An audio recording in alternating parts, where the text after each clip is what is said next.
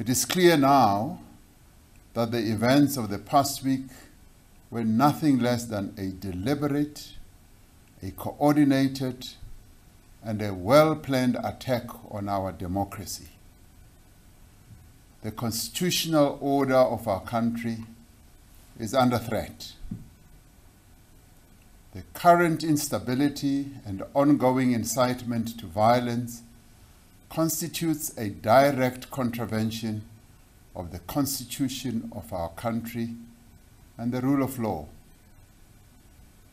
These actions are intended to cripple the economy of our country, to cause social instability, and severely weaken or even dislodge the democratic state.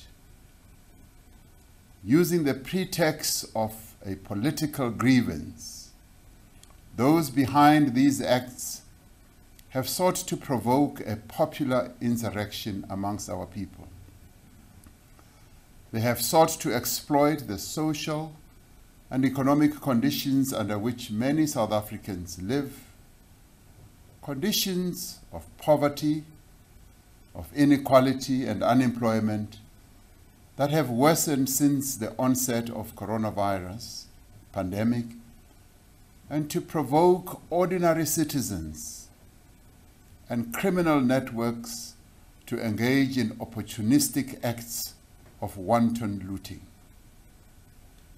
The ensuing chaos is used as a smokescreen to carry out economic sabotage through targeted attacks on trucks, on factories, on warehouses, and other infrastructure necessary for the functioning of our economy and the provision of services to our people. Through social media, through fake news and misinformation, they have sought to inflame racial tensions and violence. Worst of all, these instigators have sought to manipulate the poor and vulnerable for their own benefit. Yet, despite the widespread destruction, this attempted insurrection has failed. It has failed to gain popular support amongst our people. It has failed because of the efforts of our security forces, and it has failed because South Africans have rejected it and have stood up in defense of our hard-won democracy. In addition to supporting the police in maintaining order, South African National Defence Force members have been deployed to key installations to protect them and commercial sites that are vital to the functioning of the economy and the uninterrupted provision of services to our citizens.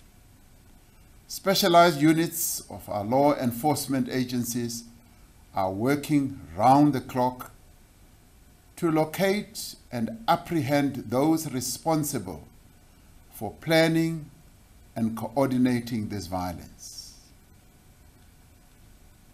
We will spare no effort in bringing those individuals to justice.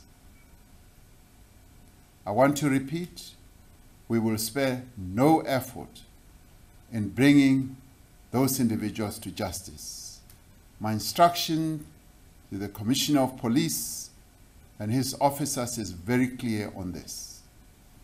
My fellow South Africans, while calm has returned to most of Gauteng and KwaZulu-Natal, the threat to our country and to our democracy remains present and real. Those responsible for organizing this campaign of violence and destruction have not all yet been apprehended, and their networks have not yet been dismantled. But we know who they are, and the police are on their tracks, and they've already identified them. We must therefore remain vigilant and resist any efforts to incite further violence. While security forces are essential to restoring order and stability, this assault on our democracy will ultimately fail because the people of South Africa will not allow it. If we stand together, no insurrection or violence in this country will succeed. We are engaged in a struggle to defend our democracy, to defend our constitution, to defend our livelihoods and our safety.